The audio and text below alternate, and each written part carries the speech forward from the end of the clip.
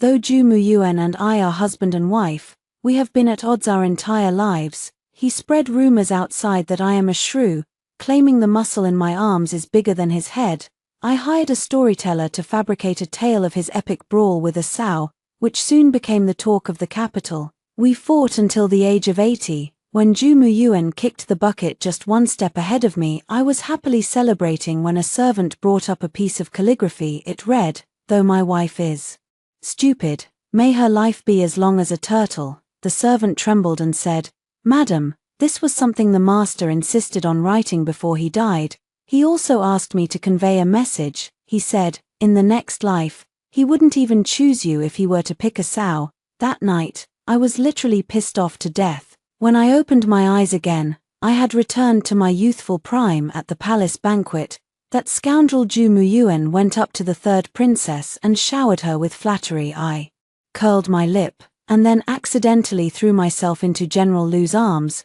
He has his unattainable first love, and I have my unforgettable true love in my heart. In this lifetime, I am determined to bring back my pecs. 01. Ju Muyuan's unattainable first love is the third princess. In his past life, his face would flush at the sight of the third princess, and he wished he could sink into the ground and escape. It wasn't until the third princess died on the way to her political marriage that he finally failed to confess his feelings. Later, Father Ju forced him to marry me. He climbed over the wall into my courtyard late that night and demanded, "Lin want, are you really going to marry me? My reputation in the capital isn't very good. Ju Muyuan is the best marriage match I could possibly secure. My stepmother can no longer tolerate me. If I don't marry soon, I'll be casually betrothed to some widower." I gritted my teeth and said, yes. Unexpectedly, married life was tolerable. Ju Muyuan took no concubines or chambermaids, and he entrusted all household authority to me. But he and I simply did not get along. Aside from being at peace when we slept, the rest of the time we were bickering and outmaneuvering each other. His colleagues mocked him for marrying a military general's daughter, and feeling humiliated, he exaggerated, saying the muscles on my arms were bigger than his head. When this got out, my reputation only worsened. There were even rumors that before our marriage, I beat my stepmother, and after marrying, I beat my husband every single day. Fuming, I hired a storyteller and fabricated a few tales of Ju Muyuan battling a sow, which spread like wildfire through the capital. Life went on noisily like this, until Ju Muyuan breathed his last before I did. I threw a grand banquet, only to be infuriated to death by a piece of his calligraphy he left behind. Fortunately, when I opened my eyes again, I had returned to my teenage years. 02. Today is the spring banquet, and men and women share the same table. I subconsciously glanced around. Ju Muyuan was sitting across from me. At least a mile away, he was talking to the person next to him, but his eyes kept darting toward the third princess beside me. Lecture, I cursed under my breath. The third princess leaned close and asked, "Wanting, what are you saying?" I turned my head and caught sight of that face from my memories. Momentarily stunned, Ning Wn was still alive. Her brows and eyes were vivid, and her cheeks still held the roundness of a young girl in her past life. She died in the desert. When the news reached the capital, I wept until I nearly fainted. She was my only true friend. I never imagined I would ever see her again. Wn Tang, the third princess waved her hand in front of my eyes. I collected myself and blinked away the moisture in my eyes. Ning Wn, I missed you so much. The third princess was taken aback, then looked a bit helpless. It's only been half a month. How did your stepmother make things difficult for you again? Her expression turned serious. I tightened my grip on her hand. No, before the sentence was finished, a gaze came from the other side. I looked up and saw Ju Muyuan. He was staring at me, motionless. On instinct, I glared back. Ju Muyuan was stunned for a few seconds, then suddenly smiled. He raised his glass toward me and mouthed something. I read his lips. He was calling me a bastard. Looks like he's been reborn too, after all. In my previous life, he and I hadn't even met by this time. I picked up the teacup in front of me, raised it slightly in his direction, and silently mouthed a reply. "You're the turtle." The smile at the corner of Ju Muyuan's mouth deepened. I ignored him, turned my head, and continued looking at the third princess. The third princess was eyeing Ju Muyuan and me with suspicion. You two know each other? No, we don't, I said. Yes, we do. Ju Muyuan had somehow made his way over without me noticing. He stood by the table, looking down at the third princess. Your Highness, your servant greets you. The third princess nodded. Ju Muyuan maintained the air of a refined gentleman, speaking softly and citing classics. In just a few words, he made the third princess cover her mouth and chuckle. I curled my lip. In his previous life, he would stutter at the sight of the third princess, unable to get out a single complete sentence. But in this life, he's become quite the smooth talker. Sure enough, after being reborn, he's a completely different person from before. Ju Muyuan's gaze swept across my face, carrying a faint hint of smugness. Ignoring him, I turned to look around instead. Many faces at the banquet were quite unfamiliar. At the table on the left sat several young gentlemen, chatting and laughing in low voices. On the right were a few noble ladies, adorned with flowers and jade, gathered in small groups. I scanned them one by one, then suddenly paused. In the corner, a man sat alone at the end of the mat, his figure upright, idly playing with a jade pendant in his hand. It was Lu Yunjing, General Lu. In my past life, I had admired his chest muscles. One year during the autumn hunt, he took off his outer robe to wipe his sweat, and his inner garment clung to his body, soaked through. I glanced at him from afar and remembered him for half a lifetime. What a pity, he died at the border before turning 20. I heard he ventured deep alone with his troops, but reinforcements were slow to arrive, and he fell at the very same place where Ning Wn had died. I was lost in thought when Ju Muyuan followed my gaze and his expression darkened. What are you looking at? He asked in a low voice. None of your business. Ju Muyuan did not respond to that. Instead, he said, Princess, the peach blossoms are in full bloom just outside the city. Would you like to go and enjoy them tomorrow? The third princess hesitated and did not reply. Ju Muyuan tapped my head with his fan. You can bring Lin Wantang along. I covered my head and glared at him. I'm not going. Ju Muyuan, as if he hadn't heard, only smiled and looked at the third princess. The third princess's gaze swept between him and me. Then she suddenly spoke. All right, but could we ask someone else? Of course. After Ju Muyuan left, the third princess immediately took my hand and said with an understanding look, Wn Tang, he has feelings for you. You are the one he truly loves in his heart. How could you possibly see that he has feelings for me? I shook my head. No, he despises me. The third princess insisted. The intimacy between you two can't fool anyone.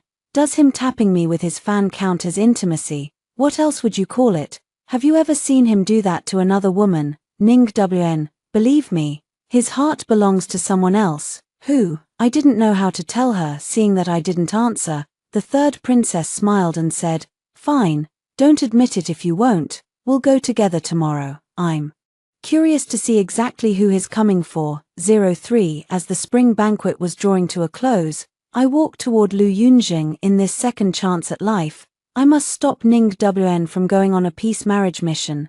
As for Lu Yunjing, in my previous life I had only admired him from afar. We had never met. If I can become his friend in this life and persuade him to avoid that deadly calamity on the frontier, it will be a virtuous deed. Just as I was thinking this, my foot suddenly caught on something, and I fell straight against Lu Yunjing's chest. Miss. Lu Yunjing was somewhat at a loss. I braced myself against his pectoral muscles, my mind going blank. Truly impressive. Someone suddenly lifted me up from behind. After standing up straight, I turned around and saw Ju Muyuan. His face was dark and unpleasant. Lin Wantang, you really? He paused, pulled me by the arm and walked out. Come with me. Not until we were outside did I shake off his hand. What exactly am I like, Ju? Muyuan turned his head away and let out a cold snort. Cold War again. I scoffed. In my past life, he was always like this. When pressed too hard, he would just turn away and stay silent. Ju Muyuan, just say what you want to say. Why did you throw yourself into his arms? He finally asked. I tripped. You can aim that precisely from tripping. What do you mean? Ju Muyuan pursed his lips. Nothing. I sighed and softened my voice a bit. All right, stop fooling around. I still want to talk to Lu Yunjing. What's there to say to him? I want to save him. A person as good as him shouldn't die young. My voice dropped lower. And Ning Wan, I don't want her to turn into a handful of yellow earth, with no remains left to bring back. Jumu Yuan was silent for a moment, then his voice turned serious. I will help you. I glanced at him and punched him in the chest. Of course you have to help me. Otherwise, on my own, I can't even order someone to pass a message or run an errand. Jumu Yuan clutched his chest and winced in pain.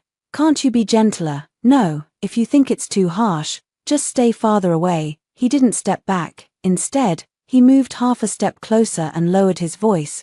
There must be a plan to save someone. In the previous life, the imperial edict for the third princess's marriage alliance was issued in the autumn.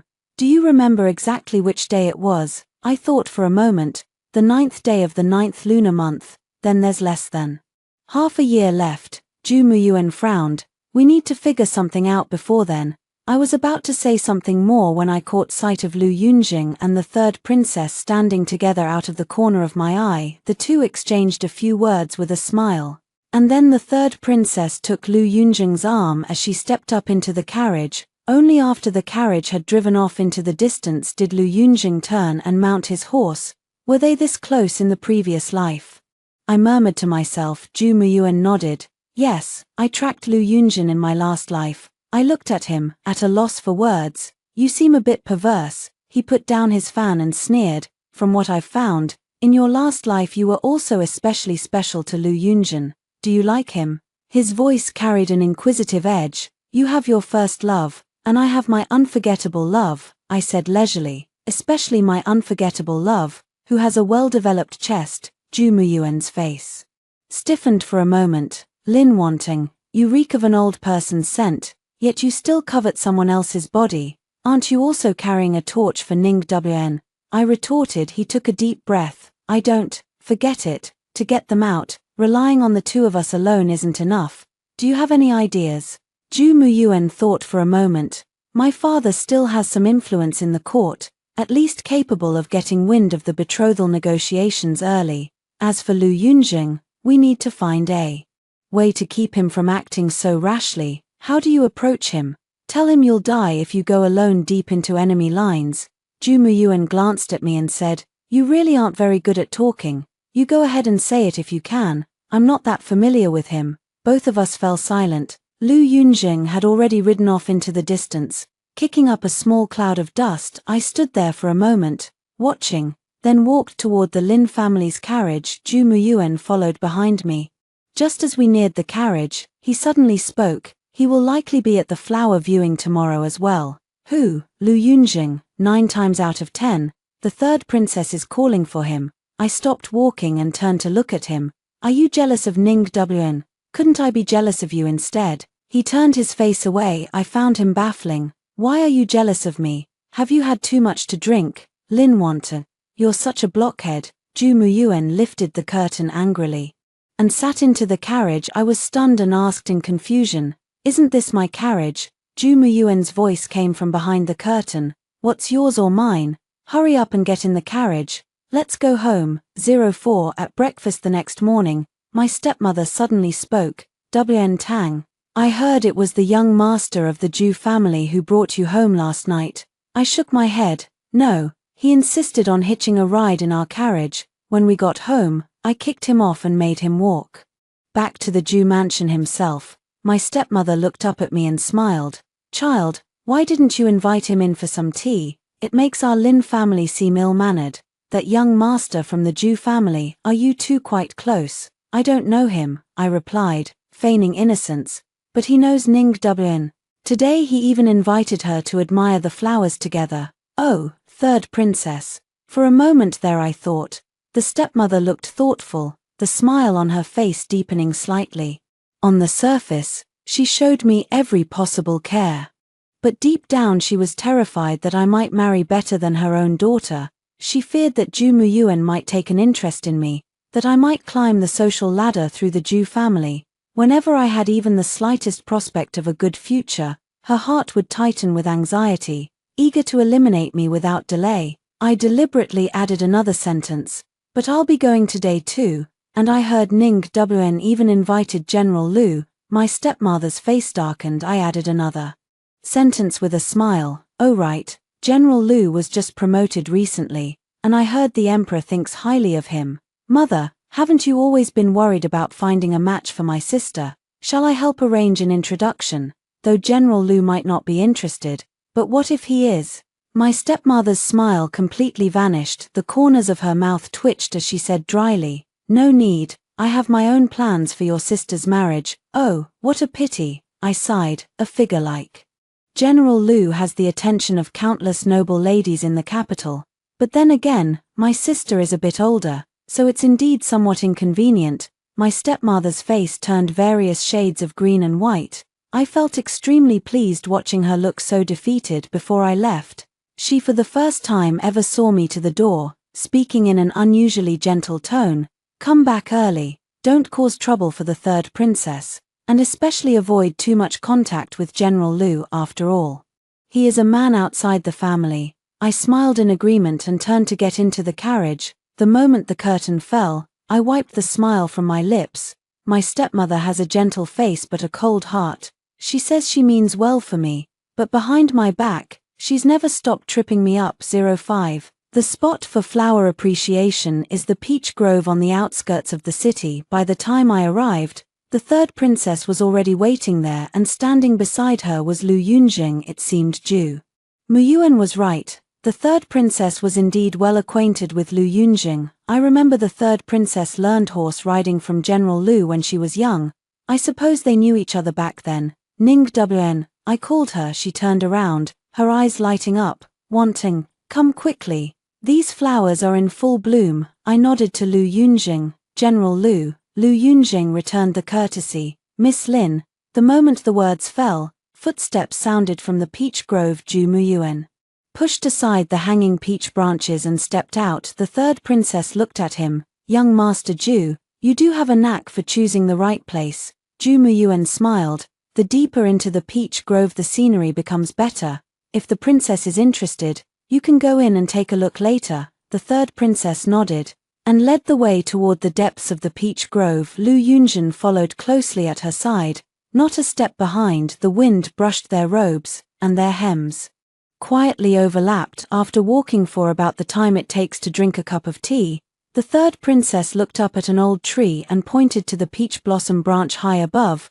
That branch has the most beautiful blooms. Before the words had faded, Lu Yunjing had already reached up and grasped the branch. He broke off the most flourishing spray and presented it to the third princess. The third princess took the flower, lowered her head with a smile, and tucked it into her hair by her temple. Lu Yunjing withdrew his hand, his expression unchanged, but the tips of his ears flushed a faint red. I stared at that tinge of red for 2 seconds. What are you looking at? Ju Muyuan asked in a low voice. You look at Lu Yunjing's ears, I whispered. Ju Muyuan glanced over with schadenfreude. It seems your big chest muscles really like the third princess. You're really miserable. I rolled my eyes. You're the more miserable one. Painstakingly arranged to meet Ning Wn, only to have someone else use you as a wedding dress. I'm not the one who invited her. Ju Muyuan retorted. Are you asking me out? I just want to ask you out. Ju Muyuan lowered his head, not looking at me. Lin wanting. We hastily got married in our past life. In this life, I want to, never mind. He didn't finish the sentence, but the tips of his ears turned red. I was taken aback. What are you thinking about? Nothing. He turned his face away. This guy only says half of what he means, so annoying. After a moment of silence, Ju Muyuan suddenly spoke again. Lin wanting. Let me ask you something. What? Do you, like Lu Yunjing? I was stunned. What nonsense are you talking about? I'm not talking nonsense. His voice was muffled. The day news of Lu Yunjing's death reached the capital in your past life. I saw you hiding behind the rockery, crying so sorrowfully. If that wasn't affection, what was? I opened my mouth but couldn't speak for a moment. It was true that I cried bitterly. After Lu Yunjing died in my past life, and I thought no one knew, you were following me. I asked. No, I just happened to be passing by and overheard. The wind swept through the peach grove, scattering petals across his shoulders. I sighed. Ju Muyuan. I wasn't crying because I like him. Then why? Because of Ning Wn. Ju Muyuan was stunned. I lowered my eyes and my voice dropped. Lu Yunjing died on the frontier, in the same place as Ning Wn. When I heard the news of his death, I thought of how Ning Wn also died on that road. Her body never recovered. It broke my heart. Ju Muyuan's expression was complicated, as if relieved, yet even more confused. So you don't like him? I don't, I said decisively. In our past life, I barely exchanged a few words with him. What's there to like? Then why do you stare every time you see him? I'm staring at his pectoral muscles, not at him as a person. The corner of Ju Muyuan's mouth twitched. You're certainly honest. I've always been honest, unlike some people who never say what's on their mind. He turned his face away, his ears reddening again. From up ahead came the third princess's voice. Wn Tang, what are you two whispering about back there? Hurry up and catch up. The third princess waved to us by the stream, occasionally bending down to fiddle with the wildflowers at her feet. Lu Yunjing stayed close behind her, handing her a handkerchief, supporting her arm, and brushing aside branches, attentive in every way. Ju Muyuan watched their retreating figures and slowly said, "It seems Lu Yunjing really has feelings for the third princess, and she seems to care for him too, yet in their past lives, these two never confessed their hearts to each other." I thought for a moment and asked, was it because Ning Wan was sent to make a peace marriage before they could express their feelings? Ju Muyuan was silent for a moment. Do you still remember how, not long after the third princess went for a peace marriage, Lu Yunjing led his troops alone deep into enemy territory and died in the very same place as she did? My heart tightened. It was dying for love, Ju Muyuan said in a very low voice. The third princess died, and he followed. In my past life, I never thought about it that way, but looking back now, he might have done it on purpose. Would someone who grew up in the military defy orders and go to his death alone? He lowered his eyes. He liked someone but didn't dare say it, and he died without ever letting that person know. How utterly pointless. Hearing this, I suddenly thought of my past life. He had angered me to death, and he never even knew it. I spoke. Actually, after you died, I threw a big feast and drank a lot of wine. It wasn't to celebrate, it was sorrow. After all, we spent a lifetime together, and you treated me fairly well. Ju Muyuan turned his head to look at me, somewhat surprised. But that calligraphy you left behind nearly drove me crazy. I glanced at him and said, you said that in the next life, you'd rather choose a sow than me, and I was so angry I died that very night. You didn't know that, did you? Ju Muyuan touched his nose, looking extremely guilty. I didn't mean to upset you, he said in a low voice. I thought you'd have Lu Yunjing in your heart for a lifetime. I snorted. And you'll have Ning Wan in your heart for a lifetime too. Ju Muyuan immediately said, I do not, still stubborn. You aren't. I gave a perfunctory nod. I'm serious. Okay, really. Ju Muyuan was so angry that his face turned red. Lin Wantang, you what? Let's go. Ning Wan is calling for us. I strode forward first, leaving him behind alone. 06. After confirming that the third princess and Lu Yunjing were mutually interested, Ju Muyuan and I began to think of ways to set them up one day.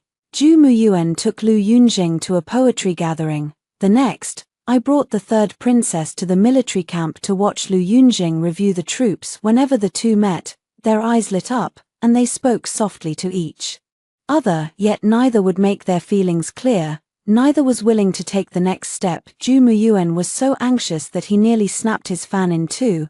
Are they planning to just keep staring at each other until they're old and grey? Probably, I said after half a month of fuss. There had been zero progress between the third princess and Lu Yunjing. Instead, Ju Muyuan and I had become the subject of citywide gossip.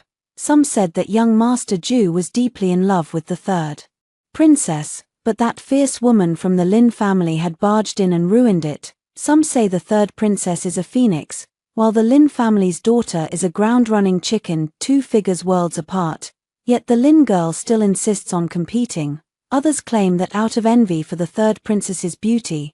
I want to take Ju Muyuan away to get back at her. Ground-running chicken has become my new nickname. The moment I heard it, I knew it was my stepmother's doing, ruining my reputation, driving a wedge between me and the third princess. calling me unfaithful and unfilial in my past life. I was dragged down by these rumors, and wherever I went, people pointed fingers at me. Ju Muyuan's veins bulged with anger. I'm going to settle the score with her. I held him back.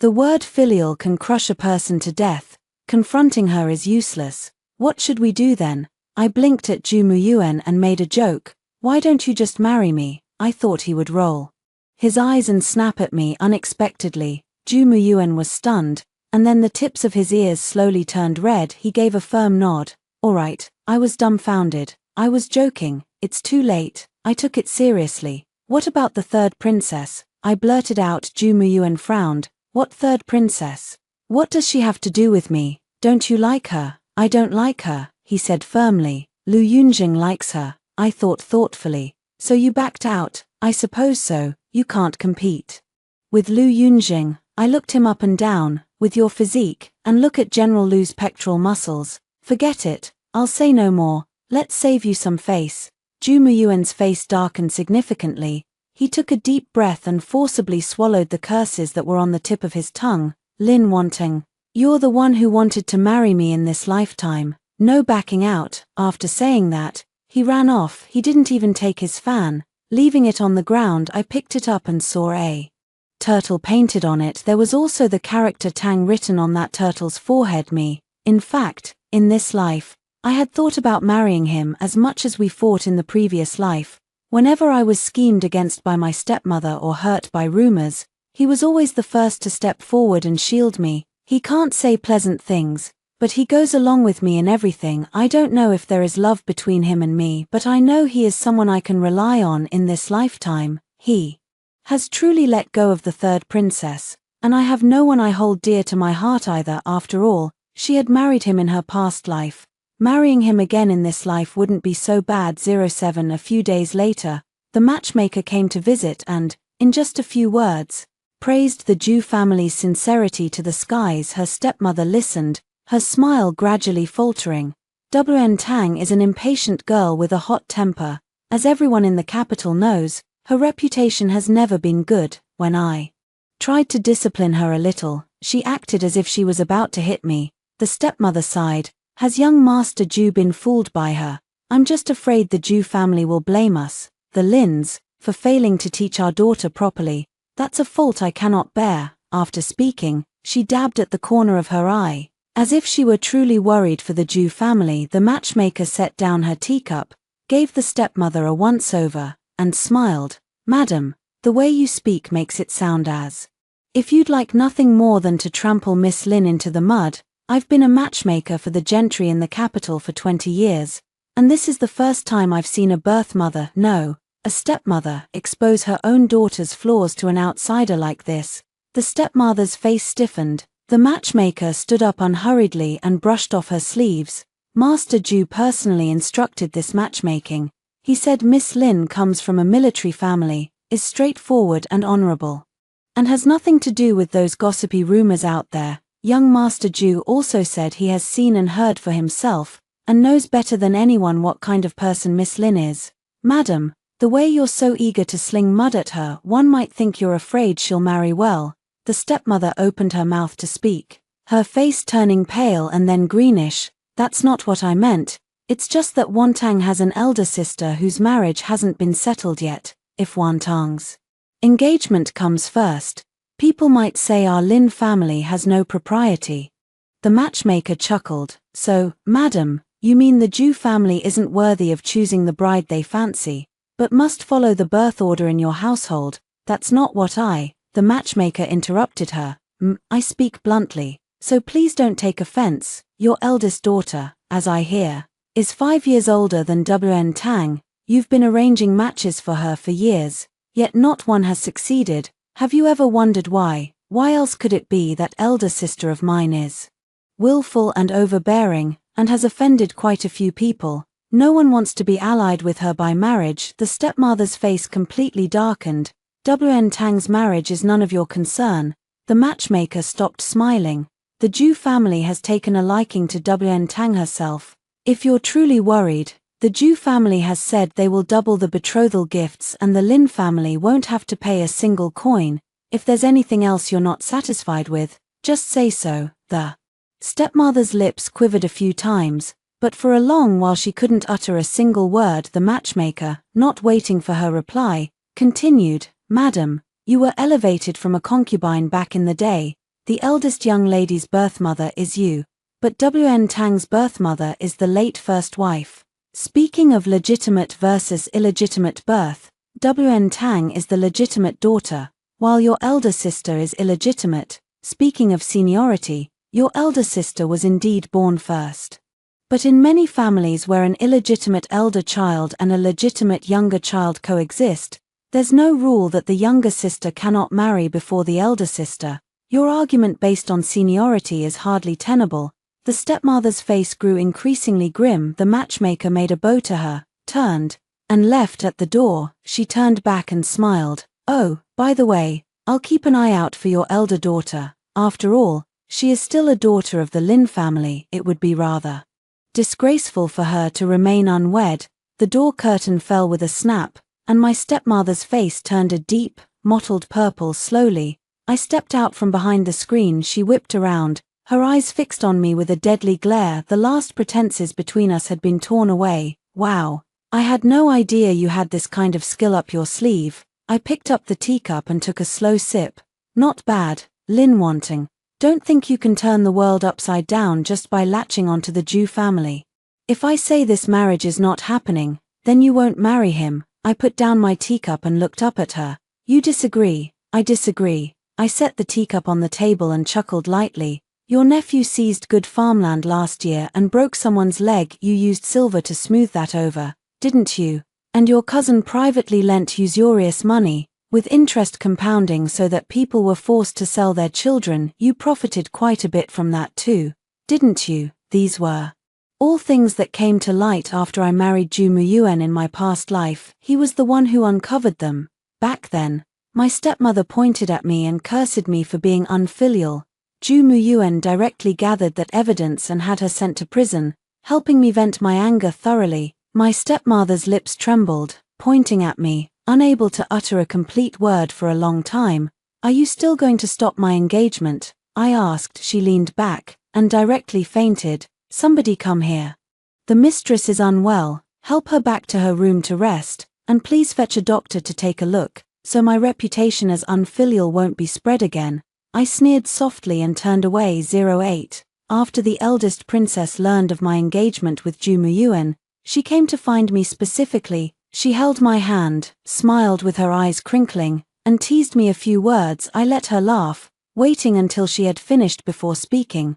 "What about you and General Lu?" The third princess's smile faltered for a moment. "Don't you understand his feelings?" I asked. The third princess lowered her eyes, twisting her handkerchief between her fingers, and remained silent for a long while. After a long time, she finally spoke softly. "W.N. Tang, it could never be between him and me. That trip to the peach grove was the last beautiful dream I allowed myself. Why, my birth mother died young, and there is no one in the palace to protect me." She looked up, her eyes reddening. "I might be sent to marry for peace, perhaps as soon as autumn," I murmured. "So you knew this so early on. No wonder she had feelings for Lu Yunjing but never spoke of them. No wonder she always seemed so melancholy in the previous life." The third princess was taken aback. "What?" I snapped back to reality and held her hand tightly. "Ning Wn, I will help you." The third princess shook her head. "The imperial decree cannot be defied." I simply said, "Trust me, the Ju family has officially sent the betrothal gifts. The wedding is set for the 10th day of the 9th lunar month, an auspicious day for marriage." After receiving the date, Ju Muyuan came running to find me, the marriage certificate in his tightly clenched hand. "The 10th of the 9th lunar month. Why does it have to be so far away?" I looked at him. "I need to wait until Ning Wn is safe. Only when she doesn't have to go on the peace marriage mission can I marry you with peace of mind." Ju Muyuan was silent for a moment, then "Put away the marriage certificate." "Fine, then we'll set it on the 10th day of the 9th lunar month." Without another word, he turned and left. Watching his retreating figure, I thought to myself, he truly cares for Ning Wn. As soon as he heard that he needed to wait for Ning Wn to be safe, he agreed without hesitation. 09 In the previous life, The third princess was sent to marry for peace because of a lost battle. Lu Yunjing's uncle had defended the northern border for many years, fighting back the barbarians step by step, but the imperial court had no money and no grain, and had long since lost the will to continue fighting. That autumn, the barbarian troops launched a three-pronged sneak attack. Lu Yunjing's uncle, caught between two fronts, fell on the battlefield. The border pass was lost overnight. Shaking the court and the country, the pro-peace faction seized the opportunity to propose sending a princess to form a marriage alliance. If that battle is won, won't the third princess be spared from marrying into a peace alliance? I went straight to the training ground to find Lu Yunjing. General Lu, why aren't you going to the northern frontier? He wiped off his sweat. The northern frontier? My uncle is there. The barbarians wouldn't dare act rashly. I interrupted him. Can't you show some backbone and take credit for your uncle's military achievements? The more battle honors you earn, the easier it will be to marry Ning Wn. Lu Yunjing's face instantly flushed red. Miss Lin, I have feelings for the princess. But she doesn't feel the same way about me. I interrupted him and asked directly, do you want to earn some merit? Yes, then go. Go now and request permission from the emperor to leave the capital. I lowered my voice and began to make things up. My father's former subordinate just returned from the northern border, saying the barbarians have been quietly moving their troops lately. Looks like they're planning something big. If your uncle is careless and ends up losing the battle, the imperial court will have to send a princess to marry into the barbarians for peace. The first one they'll push out will be Ning Wn. Lu Yunjing's expression changed instantly. The third princess will be sent. The war drags on without end, and word has already spread in the palace. I sighed. You go to the north. Keep an eye on your uncle's affairs. If he wins the war, Ning Wn won't have to marry into the barbarians' land. Lu Yunjing clenched his fists. I'll go. Before his departure, Zhu Muyuan handed him an envelope. Open it when you reach the frontier. Also, don't ask me how I know these things. Inside the envelope were the times and routes of the barbarians' sneak attacks from the previous life. With this information, Lu Yunjing's victory was assured.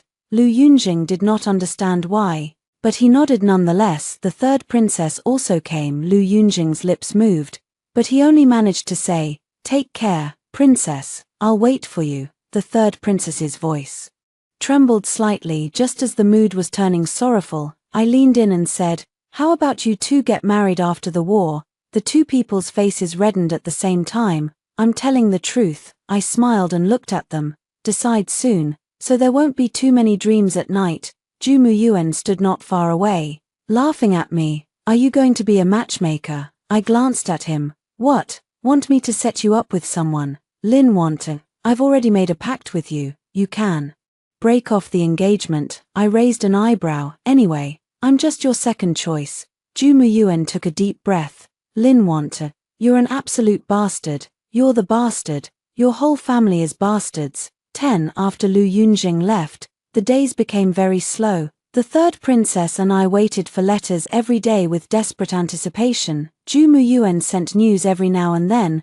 The barbarians have begun gathering, and both the timing and routes match. Lu Yunjing has been appointed as the vanguard and will set off in 5 days. In August, a war report arrived from the northern border. The barbarians suffered heavy casualties and were forced to retreat 200 li.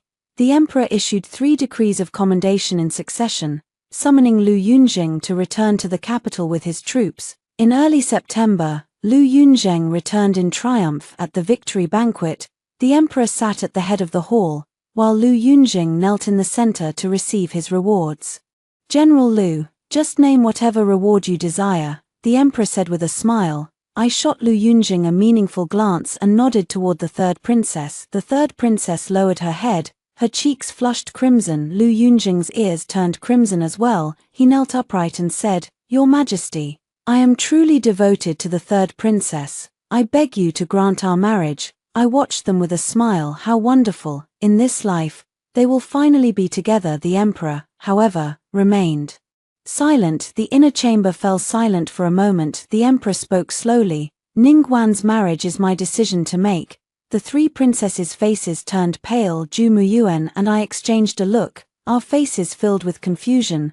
Lu Yunjing wanted to say more, but the emperor raised his hand and said, General Lu, with your outstanding merits, you are hereby promoted to General of the Northern Front and awarded 10,000 taels of gold. Not a single word was mentioned about the betrothal. After the banquet, the third princess threw herself into my arms, tears streaming down her face, wanting, what should I do? It seems I might still be sent for a peace marriage. I was confused, since we've already won. Why? Zhu Muyuan walked over with a grim expression and lowered his voice. My father says the peace faction still won't give up. They think that by sending a woman over, the barbarians will finally settle down. We won the war, but they're afraid the barbarians will come back next year. A bunch of cowards, I cursed under my breath. Lu Yunjing stared blankly at the third princess. He suddenly spoke, his voice firm. Ning Wn, let's run away. The third princess was stunned. I'll take you away, he said, to the northern frontier, to the Jiangnan region, anywhere is fine. We won't stay in the capital any longer. I shook my head outright. No way, the two of you won't get far. Every inch of land under the sky belongs to the king. Eloping with the princess will bring the destruction of your 9 relations. Leave it to me. I have a way. Zhu Muyuan looked at me. What way? I puffed out my chest. I'll go and marry into the royal family. Barbarians can't tell the difference between a princess and anyone else. As long as she's of noble birth, it's fine.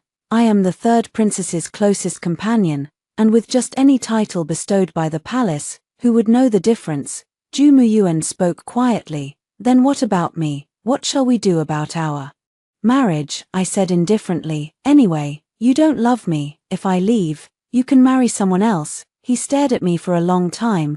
You set the date for the 10th day of the 9th lunar month. Did you plan it all along, thinking that if the third princess still couldn't avoid the peace marriage, you would go in her place? I didn't say anything. Zhu Muyuan gave a cold laugh. You fulfilled their wishes. Why couldn't you take pity on me? When you went to the peace marriage in her place, did you ever think about me? His chest heaved, and his eyes turned red. I have never seen him so angry. The third princess uneasily called out to me. Wn Tang, 11. I pulled Zhu Muyuan aside and lowered my voice. Listen to me. I've already lived one full life. These days have been a bonus. Ning Wan and Lu Yunjing are different. They're still young. So what if I give them a hand? What about me? He stared at me. You can just marry someone else. I don't want to marry someone else. Zhu Muyuan. Can you be reasonable for once? I'm not being reasonable, he said. I won't agree to it. My temper flared. Who needs your agreement? I'll go and beg His Majesty myself. I don't need you. I turned and walked away. He grabbed my hand, his eyes reddening. If you leave, what am I supposed to do? I was taken aback. What do you mean? What should I do? Can't you just marry someone else? If the third princess doesn't want you, there's still the 5th and 6th princesses. But I only like you. I was stunned. What did you say? I said, I only like you. He enunciated each word. I liked you in my past life, for 80 years, and never told you until the very end. My mind went completely blank. You're lying. The one you like is the third princess. I don't like her. You blush when you see her and can't even speak clearly. What else could it be if not like, I blush because of you. You're always next to her. I'm looking at you. As for the stammering, I've talked like that with everyone in my past life. I was about to speak again when he turned his face away and continued. After you agreed to marry me, I was so happy I couldn't sleep all night. I was stunned. Back then, your father forced you to marry me, and you clearly didn't want to, at that time. My stepmother told me that no one in the capital was willing to marry me, and only old Master Zhu had reluctantly taken a liking to me. Yet young Master Zhu had gone on a hunger strike in refusal. I begged for it myself. After Lu Yunjing died, you kept putting off meeting any suitors. I couldn't wait any longer, so I went and pleaded with my father, but you clearly climbed over the wall to demand why I was marrying. I'm just too excited. He interrupted me, his voice muffled. I was afraid you were forced into this, afraid you'd be resentful, afraid that I'd become your second choice. That sentence wasn't an accusation, it was me seeking confirmation.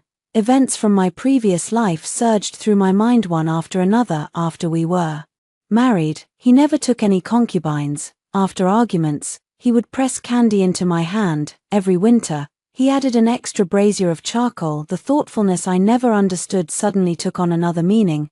I always thought you liked Ning Wn. Why didn't you explain? I asked. Ju Muyuan lowered his eyes. I hinted at it many times, but you seemed unable to understand plain words. Couldn't you just say it outright? I thought you liked Lu Yunjing, he said. You cried so bitterly. When he died, I always thought he was the one in your heart. He paused. I wanted to make you angry, so I deliberately didn't explain, deliberately called you a shrew, but you didn't care at all. You didn't care what I said, nor who I liked. The more you didn't care, the angrier I got. And even if I had explained, would you have believed me? You'd made up your mind that I liked the third princess. There was nothing I could say that you'd trust. He gave a bitter smile. So I was angry about it for a lifetime, and never said it out loud until the end. Even after dying, I kept thinking, never mind, since you loved Lu Yunjing anyway, my death must have made you happy. So you wrote that calligraphy. Yeah, wanted to piss you off one last time. Who knew it would end up killing you? His voice dropped. If I'd known, I wouldn't have written it. I stood still, my mind in a complete mess. Ju Muyuan softened his voice when he saw I wasn't speaking. Don't go through with the marriage alliance. I'll find a way. What way could you possibly have? I asked instinctively. My father has some connections in the court, he said. The peace faction is not a monolithic bloc. As long as someone takes the lead to oppose, the emperor may not necessarily insist on sending a princess for a marriage alliance. Lu Yunjing has just won a battle, and the military officers are willing to speak for him. Besides, I lived so long in my previous life that I remember a great many of their hidden secrets, more or less. My eyes lit up. Exactly, we can use those to threaten them. The third princess and Lu Yunjing were still standing not far away, unaware of what had happened, only watching with concern. Ju Muyuan turned to glance in that direction and said softly to me, so leave it to me, all right? In the end, I nodded. 12. Ju Muyuan moved quickly. The ministers advocating for peace all changed their tune overnight. As if by prior agreement, no one mentioned sending a princess to form a marriage alliance anymore. Instead, they scrambled to submit memorials, calling for a fierce assault on the barbarians, to beat them until they never dared come back. A few of those who were usually most afraid of death even volunteered for frontier duty, speaking with such noble fervor that their eyes welled up with tears. The emperor sat on the dragon throne with a puzzled expression, but he did not delve deeper. In that case, the matter of the marriage alliance need not be mentioned again. As soon as these words were spoken, the entire court erupted in shouts of "Long live the emperor." Lu Yunjing knelt once more before the hall. Your Majesty, I am truly devoted to the third princess. I beg your Majesty to grant our marriage. This time, the emperor did not hesitate. Granted. Lu Yunjing kowtowed 3 times heavily. When he looked up, his eyes were red-rimmed. The third princess and Lu Yunjing's wedding date was set for the 3rd day of the 3rd month of the coming spring, when the weather warms and flowers bloom. It's an auspicious day, said the third princess, wiping away tears. This life's wish has finally come true. I smiled happily. The third princess suddenly hugged me tightly. Thank you, Wanting. That letter, and everything you and Ju Muyuan did for us. Thank you. I didn't say anything. Only gently patted her back. It was a long while before she let go of me. Wanting, are you and he? She paused, then shook her head. Never mind, I won't ask. Wanting. Thank you for coming back, and thank you for still being here, I said. 13. On the 10th day of September, the grand wedding was held as scheduled. The bridal sedan was carried into the Ju residence, and they worshipped heaven and earth, their ancestors, and performed the couple's bow. When the red veil was lifted, Ju Muyuan's eyes shone with startling brightness. In the previous life, at this moment, he kept a straight face and said nothing at all, and I thought he wasn't happy. Ju Muyuan. Do you know how many years I was angry after you just lifted my veil in our past life and directly said let's sleep? He paused for a moment, and then the tips of his ears slowly turned red. Back then, I didn't dare to look at you. Didn't dare to look. You didn't like me. I was afraid that if I looked at you too much, you'd hit me. I want to laugh, yet I also feel a touch of sadness. What about now? He looks at me earnestly. Lin Wanting. I like you. I liked you in my past life, and I Like you in this one too, Ju Muyuan, my heart belongs to you as well. He was stunned, but I glared at him. Don't ever write anything like may you live as long as a turtle to annoy me again.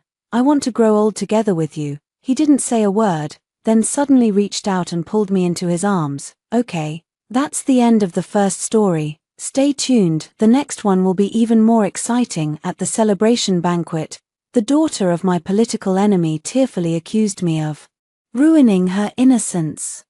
My father blurted out in panic, "Your Majesty, my child is a daughter." The Crown Prince suddenly realized, "Father, what he ruined was your son's body. This was how I ended up in my previous life reborn." I dropped to my knees first. "I confess, it was me. I'll marry her right away. I promise to take full responsibility." The entire hall fell silent. The Crown Prince's hand, holding his wine cup, froze in midair. "Your Majesty, young General Shun, 3 days ago at the villa outside the city. He defiled this humble maiden." She wept so bitterly, pitiful and delicate as a flower in the rain. In my past life, all I could think at this moment was, I don't even have the equipment for that, so how could I have impregnated her? Do it over. I'll rush to answer. "I confess, Your Majesty." I bellowed louder than the war drums at the frontier, dropped into a sliding kneel ahead of my father, and thumped my head on the ground 3 times. It was I who ruined her virtue. I was drunk that day. Utterly wretched. Miss Liu says I have a mole on my rear. It must be there. My father always said that from a young age, my backside was so firm it could balance a vat of water, the mark of a great general. The entire hall fell into dead silence. The musician, startled into playing a wrong note, immediately bowed his head and pretended to be invisible. Liu Ruyan's weeping stopped abruptly. She lifted her tear-stained little face, her eyes filled with huge question marks. The Prime Minister immediately threw himself to his knees, tears streaming down his aged face. "Your Majesty, General Shun's willingness to take responsibility is giving my daughter a way out." He cried with genuine emotion, but deep down he was probably overjoyed. Getting a foolish son-in-law with military power for free, this old rascal would laugh even in his dreams. Crown Prince Murongyu rose and said, "Father, I believe young General Shun is a true man of courage and responsibility. Since things have come to this, why not turn it into a happy occasion and make it a story to be told? A story, my foot, in your past life, you spun such a beautiful tale that lured me straight into the Eastern Palace, turning me into the sharpest blade in your hand. In the end, when the birds were gone, you put away the bow and sent me to the afterlife. Just before I died, that eunuch mimicked your voice in a shrill tone. His Highness the Crown Prince says you know too much, and as a woman, you are unworthy of commanding troops. Your greatest mistake was being too useful." I hung my head, sneering inwardly, but on the surface I scratched my head with a simpleton's look. His Royal Highness the Crown Prince is absolutely right. I will treat Miss Liu well. I guarantee we'll have 2 children in 3 years, and fill a house with them in 5. Someone burst out with a fit of laughter. The old emperor on the dragon throne had remained silent all along.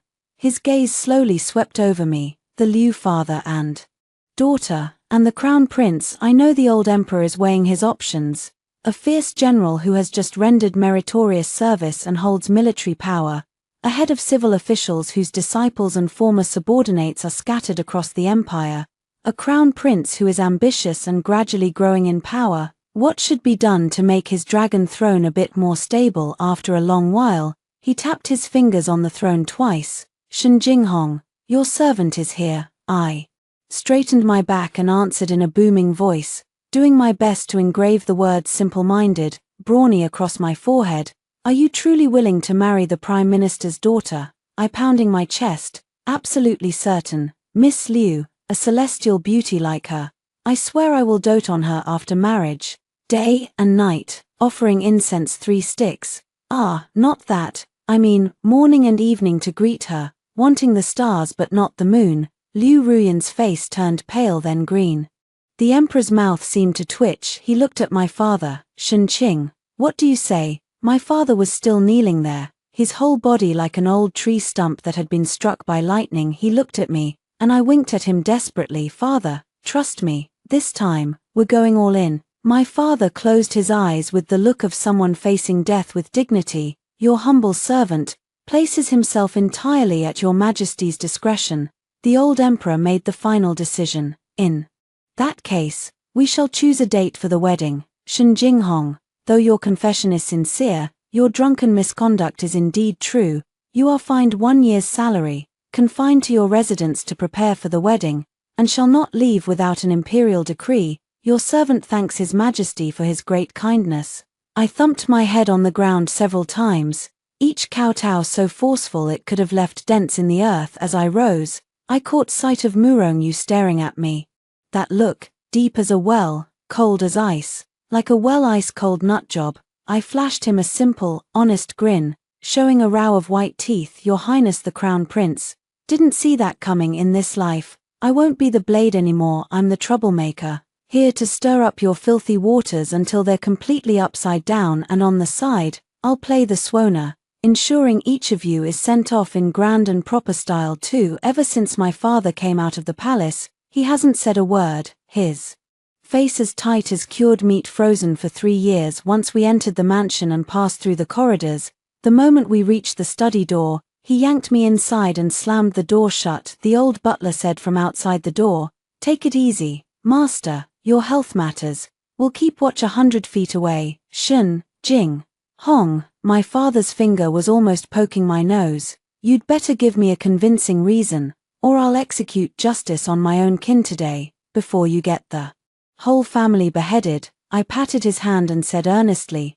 "Dad, think bigger. Getting a beautiful wife for free, plus a prime minister as a father-in-law, that's a good deal, a good deal." My father's voice shot up an octave. "You are a girl. How are you going to marry a wife, on the wedding night? What are you going to use to consummate the marriage?" I calmly poured myself a cup of cold tea and downed it, then poured a cup of hot tea for the old man. Liu Ruyan was crying so miserably, it was clear she was being forced into it. Her father and the crown prince were conspiring to trap me, so I just played along. He stared at me. "Since when did you get so sharp?" I grinned. "The wind at the frontier is strong. It blows the wits into you." "Nonsense." The old man smacked me on the head.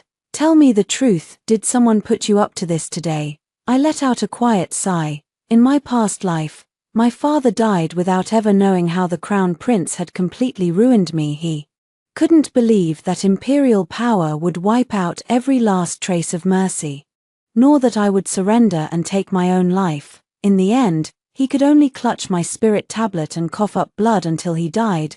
The emperor already suspects I've grown too powerful, and the crown prince wants to bring me to heel. That old scoundrel, the prime minister, is in league with the crown prince. They're both after my military command. If I confess to the crime and marry his daughter, in the eyes of others I'll be nothing but a lustful fool, a son-in-law bound to the Liu family. Your Majesty will see me as ambitionless and easy to control, and the crown prince will think I'm just an idiot chasing beauty. My father walked up beside me, hands behind his back. "Our Shen family has never coveted the throne. When your mother left, she said to let you live freely, cry when you want, laugh when you want, and not be trapped in a back courtyard like she was all her life.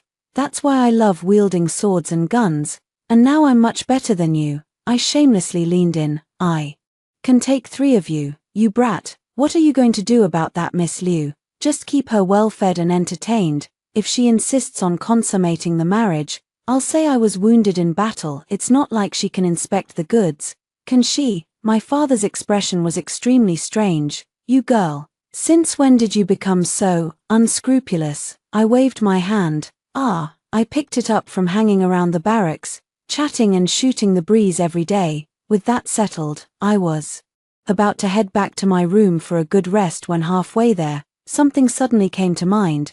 "By the way, old man, can the bride price be this much?" I rubbed my hands together and held up 5 fingers. 500 taels. "Not bad, Dad." I grinned from ear to ear. "It's 5,000 taels, in gold." My father gasped sharply. "Do you take me for the imperial treasury? 5,000 taels, and in gold?" I quickly patted his back to soothe him. Think bigger, Chancellor Zhao. Must have plenty of antiques, calligraphy, and paintings at home. If I spend a bit more and make the bride price truly splendid, Then it'll only be natural to get a look inside his storehouse. The old man suddenly realized, "You want to raid his house?" I clicked my tongue in disapproval and said dismissively, "No way, I'm just studying and broadening my horizons, and while I'm at it, I'll check for anything that shouldn't be there. That's just something I do along the way." My father waved his hand and said, 1,000 taels, any more than that, and I'll go take my own life right in front of His Majesty. Ooh, a rich man. Deal. The 18 personal guards I brought back to the capital with me are all sworn brothers. Absolutely trustworthy. The estate's security will be entrusted to them. My father frowned. Wouldn't it be too conspicuous to place them as guards in the mansion? That's exactly the point. Father, isn't it only natural for a mediocre, ostentatious, and unrestrained general to be followed by a group of fierce, battle-hardened soldiers? Who would ever think someone like that has deep schemes?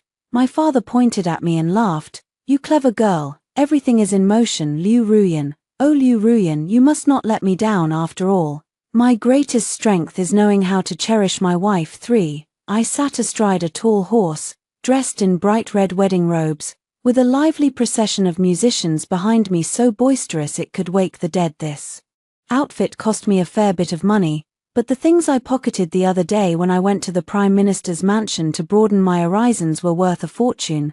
That old bastard's face turned green with rage, yet he still had to force a smile. The roadsides were packed with gossiping commoners, pointing fingers and whispering among themselves, "Is that young General Shin? He's handsome enough, but shame about his loose pants. They say after so long at the frontier, he can't walk straight at the sight of anything female." How can you say that? Wasn't it the Shin family army that held the frontier?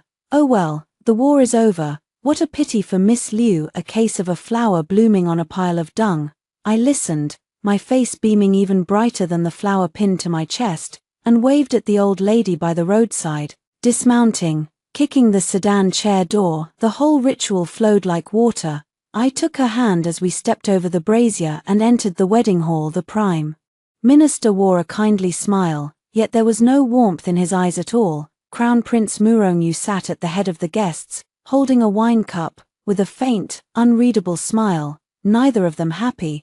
That made me happy instead, so I gave them a simple, unthinking grin. Bow to heaven and earth, bow to the high hall, bow to each other as husband and wife, then escort the bride to the bridal chamber. I dismissed all the maids and elderly servants, then closed the door. Only Liu Ruyan and I remained in the room. Her fingers were tightly clutching her wedding dress. Instead of lifting her veil, I sat down, poured myself a cup of wine, and said, "Want to talk?" Her veil moved slightly. I continued, "What benefits did your father promise you for falsely accusing me? Did he promise to transfer your lover, the county magistrate in Lingnan, back to the capital?" Liu Ruyan suddenly lifted her bridal veil. "What do you want to talk about?" I took a sip of wine. "Well, a presented scholar who offended the Ministry of Revenue and was sidelined and exiled to Lingnan. You exchange letters every 3 months. I glanced at her from the corner of my eye. She remained fairly composed. After all, we were already married. If I truly minded, I wouldn't be bringing it up now. Let's make a deal. I can guarantee that in the future, you won't have to be anyone's pawn. You can marry him if you want, or leave the capital if you wish. The condition is that you have to help me. Why should I trust you? You can barely save yourself, you reckless warrior who only knows how to fight." I walked over and looked down at her. "Would a reckless warrior know about your secret lover, the one even your father doesn't know, or how your mother really died?" Her head snapped up. I smiled slightly. "Want revenge?" The hesitation in her eyes was swallowed by hatred. "All right, then let's begin our first collaboration." I pointed at the carved wooden bed. "Go shake it, make it as lively as possible." She ripped off the suffocatingly heavy phoenix coronet, glared at the red candle, then glared at me. "You, why must it be like this?" I spread my hands with an innocent look. "Do you want to step outside with me and see how many pairs of ears are out there?" She took a deep breath, walked to the bed, grabbed the bedpost, and started shaking it. Creak, creak. "Why isn't there any sound? Go on, cry out." She looked at me as if I were a pervert. I mouthed, "Be professional." She held back and held back, finally squeezing a few vague, muffled groans from her throat. While her other hand made dull thumping sounds, I gave her a thumbs up. She rolled her eyes and shook even more vigorously. I lay calmly on the bed, pulled up the blanket, and yawned. Good night, dear wife. Remember to get up early tomorrow. Your husband is taking you back to your family home so you can properly fulfill your filial duties. Oh, and by the way, the floor is cold. If you don't want to sleep on the bed, just find somewhere else to make do. Just don't make a sound in the darkness. I don't know how long passed before the creaking of the bed stopped. I heard her grit her teeth and mutter, "What an asshole." The corners of my lips curled up slightly, for on the third day after the grand wedding, it was customary to pay a return visit to the bride's family. I had prepared a full 18 carts of modest gifts, all of them worthless trinkets looted from my father's storehouse, along with some decorative items that looked impressive but were actually cheap. The Chancellor greeted me at the gate of his mansion. I jumped off the carriage, grabbed his hand, and shook it vigorously. "Father-in-law, I've missed you so much." Click, it seemed to be the sound of his knuckles cracking. The old man's face turned pale. He struggled for a long while but couldn't pull his hand back. Once inside the main hall, I began to heave sighs. "Father-in-law, tell me, why is my fate so cruel?" No sooner had I performed a meritorious service than my salary was docked for a whole year. The household expenses are high, and Wanna is as delicate as a princess. I can't possibly let her live on coarse fare and wild herbs. Can I? The Prime Minister's eyelid twitched. What my worthy son-in-law means is, borrow some money. I leaned in and held up 5 fingers. Not much, just this amount, 500 taels. I grinned. You really know how to joke, father-in-law. 5,000 taels of gold. Zhao Chongyuan spat out a mouthful of tea. Coughing dramatically, Butler Wang quickly patted him on the back. The old man pointed at me with trembling fingers. Are you trying to drain my family's fortune? I widened my eyes. How could that be, father-in-law? You have disciples and old colleagues everywhere. Even the scraps you let fall would feed your son-in-law for 3 lifetimes. We're in the same boat now. If I don't do well, how can Wanna be happy? And if Wanna isn't happy, can you, as her father, feel at ease? The more I spoke, the more agitated I became, my voice rising. Unconsciously, even the servants passing by outside couldn't help but peek in. Zhao Chongyuan stared at me for a full half a cup of tea's time, then finally gritted his teeth. Go get it, generous father-in-law. I gave him a thumbs up, jumped up and left, only to turn back at the door. Oh right. What are we having for lunch? I really need to replenish myself. Zhao Chongyuan held his forehead and waved his hand with a just get lost expression. I didn't get lost. Sneaking into the warehouse again, using the same tricks as last time, I once again took away a considerable amount of supplies. As the carriage drove away from the Chancellor's residence, Liu Ruyan shook off my hand and sat far away from me. The item, I extended my hand. She shot me a glare, fished something out of her sleeve, and tossed it to me. This is everything I could get. I can't get into the secret chamber. I quickly glanced over and smiled. That's enough. On the afternoon I returned to the mansion. An imperial edict arrived from the palace. My father frowned deeply. A summons at a time like this. I fear it bodes no good. Father, don't worry. The next day in the imperial study, not only I was present, but also several high-ranking ministers. It seemed I was just there to make up the numbers. The old emperor said, "The floods in Jiangnan have strained the relief grain and funds. My dear ministers, do you have any good strategies?" I consciously stepped back, unsure of why the old emperor had called me there. But why does the old emperor keep staring at me, almost as if he's encouraging me? Minister Shen, you have long been at the border and are well acquainted with the people's hardships. What are your thoughts? I let out an "ah," as if just snapping back to reality, and scratched my head. Your Majesty, I'm a rough man and don't understand grand principles. I just think that if the common people are starving, it's because there's no food. If there's no food, they need to buy it or make those who have food give it up. The Prime Minister gave a cold snort. Surely you don't mean to forcibly requisition from wealthy households. That is a poor strategy, prone to incite civil unrest. I looked utterly righteous. That's not right. How can you call it forced requisition? This is sharing the nation's burden voluntarily. Your Majesty, among all the officials of the 3rd rank and above in the capital, Which household isn't living in luxury? Take my father-in-law, Prime Minister Zhao, for example. In his storehouse, there's a half-man-high red coral ornament said to be a tribute from the South Seas and worth a fortune, and a jade cabbage so big one person can't wrap their arms around it. If those were turned into grain, how many common people could they save? The Prime Minister's face turned visibly green. The more I spoke, the more impassioned I became. Your subject proposes that all officials of the third rank and above in the capital voluntarily donate one treasure from their homes as disaster relief funds. Your subject is willing to lead by donating the jade belt Your Majesty last bestowed. My father-in-law, Prime Minister Zhao, loyal and patriotic as he is, will surely be the second to respond, won't you, father-in-law? I turned my head and gave Zhao Chongyuan an incredibly simple, honest smile. Beloved Minister Zhao, the old emperor spoke. The chancellor fell straight backward.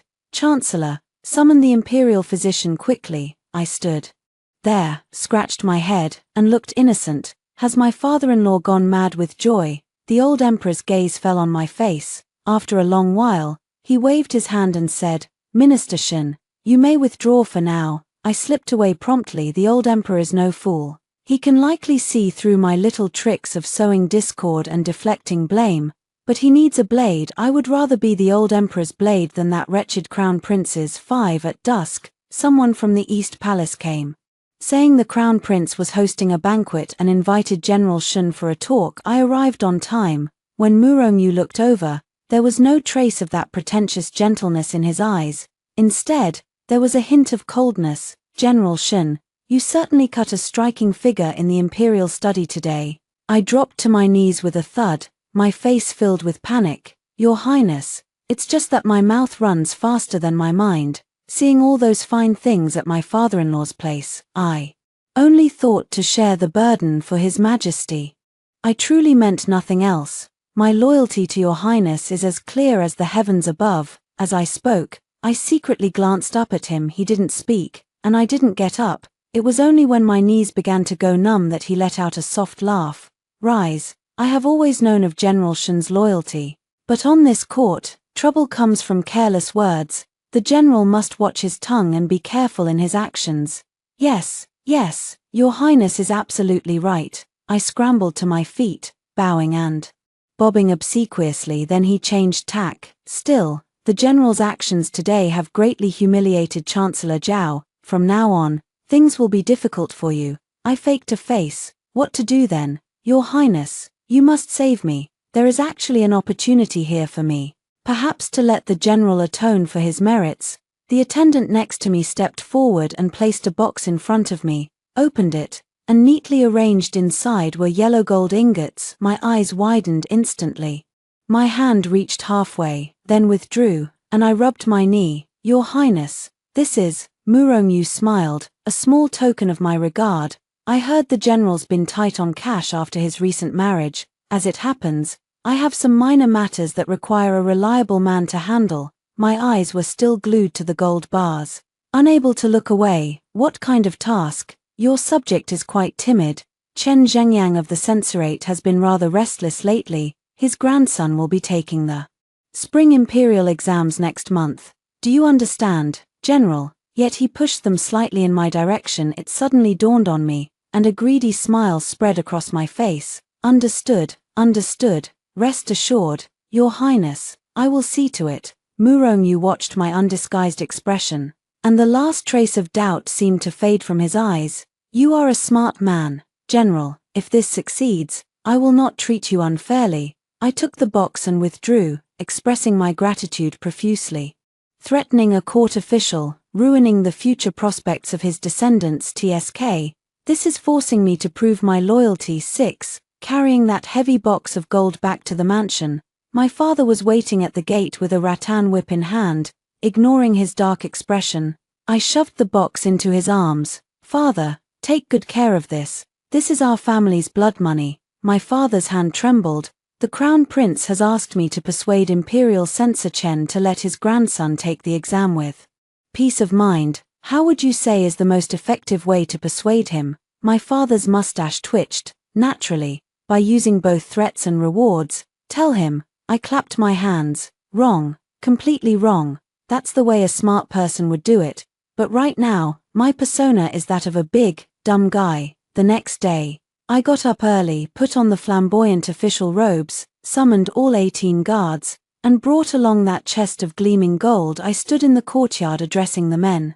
Look sharp, today we're going to handle a major task for His Royal Highness the Crown Prince. Succeed, and there will be generous rewards. Yes, General. The 18 men roared so loud the heavens shook. My father leaned against the doorframe, wearing an expression that clearly said, "My daughter has finally lost her mind."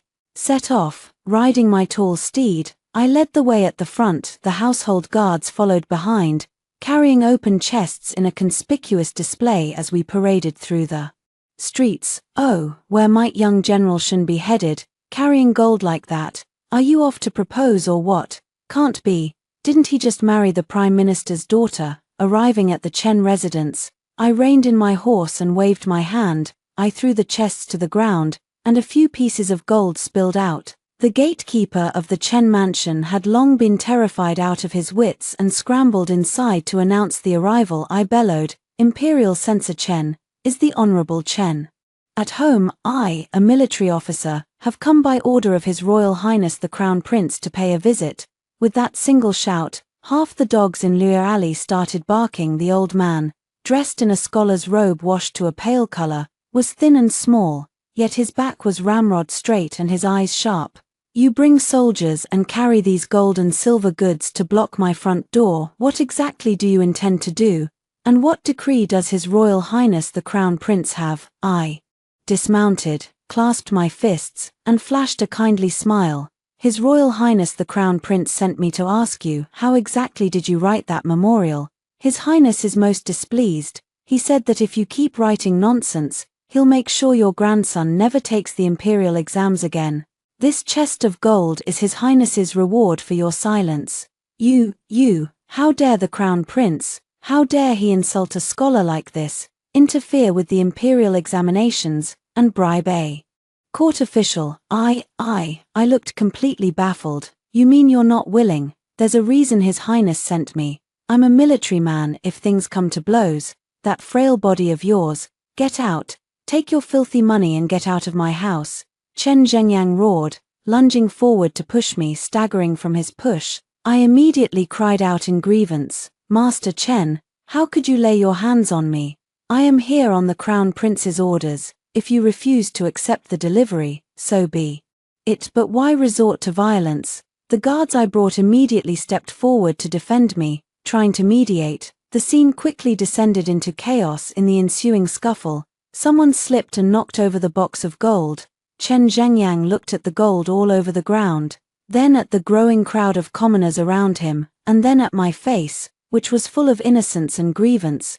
Before he could catch his breath, his eyes rolled back, and he fell straight backward. Instantly, the Chen residence erupted into chaos. I panicked. "Quick, someone help Master Chen inside, fetch a doctor." How could he faint from anger? His Highness had such good intentions. Taking advantage of the commotion, I slipped away with my people. 7. The situation has indeed escalated. It is said that within less than an hour after I left, the entrance of Censor Chen's residence was completely surrounded by various parties who had rushed to the scene upon hearing the news. It is said that after Old Man Chen was revived, his first act was to grind ink and write a memorial to the throne, every word dripping with grievance, every sentence aiming to condemn. He denounced the Crown Prince from interfering with the imperial examinations and bribing ministers, all the way to indulging his minions and persecuting the loyal and virtuous. It is said that when the memorial was presented before the old emperor, upon reading it, he immediately slammed it to the ground. These are all rumors, but I have to say, seeing the Crown Prince kneeling on the ground with a deathly pale face gave me great satisfaction. The Crown Prince prostrated himself. "Your son failed to strictly discipline his subordinates and employed the wrong people, causing General Shun to misunderstand my good intentions and act rashly, disturbing Censor Chen. Your son has committed a crime, and I beg Father Emperor to punish me." Passing the buck with such ease, how clean. Only then did the old emperor shift his gaze to me. "Minister Shun, My kneeling posture was even more standard than the crown prince's, and I was louder than him. Your servant is here. The crown prince says you misunderstood his meaning and acted recklessly. What do you have to say for yourself? I looked up, my face full of bewilderment and grievance. Your Majesty, I have been wronged, the crown prince explicitly told me. Imperial Censor Chen has been somewhat restless lately. His grandson will be taking the spring examinations next month. Go and advise him, so that he can help his grandson focus on his studies. I heard him loud and clear. Your Majesty, I'm a crude man. When His Highness said advise, I thought about how to make that advice most effective. After thinking it over, I decided that bringing the gold His Highness awarded me would show the most sincerity. How was I to know that Imperial Censor Chen has such a hot temper? If he didn't want to accept it, fine, but why did he have to push me? I didn't even fight back. I wiped my tears. My loyalty is as true as the sun and moon, Your Majesty. The old emperor was silent for a moment, then said, the crown prince has shown poor judgment in his choice of men. He is to forfeit 1 year's salary and remain confined to his quarters for half a month to reflect on his errors. Shen Jinghong acted recklessly and disturbed the ministers. He is to forfeit 3 months' salary and be confined to his mansion to reflect. All of you, withdraw. That's it. I happily returned to my mansion under confinement. Liu Ruyan scaled the wall to find me. Oh, so you're teaming up against me, and you're not even sure I'm a man. Good, saves me the trouble of hunting you down one by one. Liu Ruyan looked at me. You don't seem scared at all. I spat out a sunflower seed. They can't even confirm I'm a woman, so what solid evidence could they have? A midwife. When my mother gave birth to me, there was chaos at the border. Midwives were switched several times. Who knows which one it was? So you really are a woman? I smirked wickedly. Do you want to feel it, even though I'm injured? She stood up abruptly and walked away. The imperial edict arrived quickly, the eunuch delivering it recited in a measured, rhythmic tone. In short, it meant, you must attend the palace banquet on the 15th of next month, offer a proper apology to Censor Chen, and demonstrate harmony in the court. I received the decree, thanked His Majesty, then slipped the eunuch a silver ingot and lowered my voice. Eunuch, did His Majesty say anything else? The eunuch weighed the silver in his hand and also lowered his voice. His Majesty said, General Shen must prepare well. We exchanged a glance, understanding each other perfectly. I smiled with particular sincerity. Please inform His Majesty that this subject will certainly prepare well. 8. The palace banquet had passed the 3rd round of wine, and the atmosphere was in full swing. A censor under the crown prince suddenly rose and raised his cup to me. General Shen, a young hero who fights for the nation, I deeply admire you. However, recently I have heard some vulgar street rumors, so disgraceful they tarnish your honor, claiming that you are not a man. Such slander is truly detestable. I propose that we take this opportunity to verify the truth on the spot, to set the record straight and restore your innocence. I grinned. My lord, perhaps you should worry more about whether your son has repaid the 8,000 taels of silver he owes the gambling den. The censor's face turned pale instantly. The crown prince Murongyu spoke in due course, with a sense of resignation. General Shen, why get angry? Those who are clean will be clean. Since there are rumors, a thorough examination is beneficial for both General Shen and the court. He turned to the aging emperor. Father, I think this matter must be investigated. The aging emperor slowly set down his wine cup, his expression unreadable. Shen Qing, what do you think? The two of us exchanged a glance. I rose to my feet and walked to the center of the hall. Whether I am a man or not is unimportant. What matters is whether these wounds on my body were suffered for your Majesty and for this realm.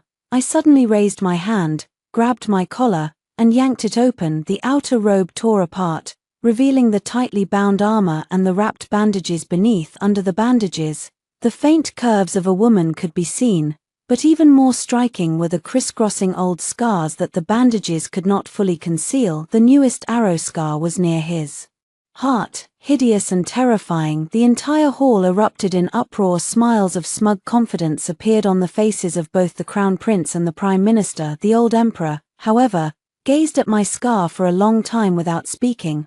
I gathered my torn outer robe under everyone's gaze, covering my scars. But unable to conceal the fierce killing aura that hung about me, I looked at the Prime Minister and said, "You claim I deceived the sovereign, then tell me, who wrote those letters in the secret compartment of your study, the ones detailing your dealings with Northern Yang and the smuggling of military grain and iron? As for you, Crown Prince," the Crown Prince's hand suddenly clenched tight, shattering his wine cup, the wine, mixed with drops of blood, spattered onto his robes. You're lying. Whether it's a lie can be easily verified. Your Majesty, your servant has thoroughly prepared the evidence. Present it." Several of the named senior ministers tremblingly stepped forward to examine the evidence. The longer they looked, the paler their faces became. Sweating profusely, they fell to their knees, not daring to speak, but their attitude said it all. The Crown Prince trembled violently, then suddenly pointed at the Emperor and exclaimed harshly, "Father, will you allow this woman to slander me and frame your ministers here in court? If she can falsely accuse me today, she can threaten you tomorrow. Such a demon must not be spared." The old Emperor's gaze turned utterly cold. General Shen's body is covered in scars. That is clear proof of her loyalty. If she had intended to frame someone, why would she wait until today, before all the officials, to reveal her true identity and testify with her own person? The third prince, who had remained silent, stood up.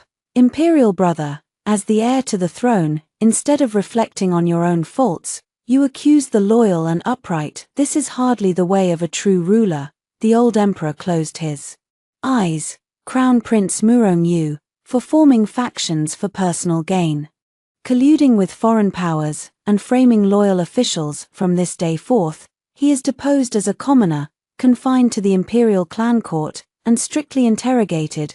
Grand Chancellor Zhao Chongyuan, for betraying the nation and colluding with the enemy. Clear evidence of his crimes is established. He is to be dismissed from office, have his assets confiscated, and be executed by beheading in 3 days." The imperial guards flooded in and dragged away the ashen-faced crown prince and chancellor. The old emperor tiredly rubbed his brow and looked at me. "Minister Shin, you have worked hard." I slowly knelt to the ground. "Your servant is honored to have fulfilled the mission." 9. The crown prince was deposed, and the prime minister was executed in the days that followed. The capital was filled with an atmosphere of panic and tension. Those who were to have their assets confiscated had them confiscated, those who were to be imprisoned were imprisoned, and those who were to be promoted were promoted. The storyteller in the tea house has nearly worn out his lips, reciting every day a newly spun tale of General Shen, disguised as a man, loyal and courageous, outwitting the corrupt faction. The stories grew wilder with each retelling. Some said I had 3 heads and 6 arms.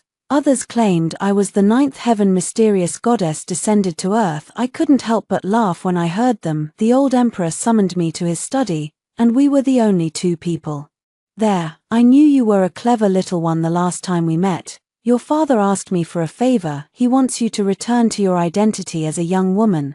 Go home, and live in comfort. What do you think?" I lifted my head. "Your Majesty, is the war over?" The old emperor was stunned. "Has the border been secured? Have the corrupt officials been eliminated?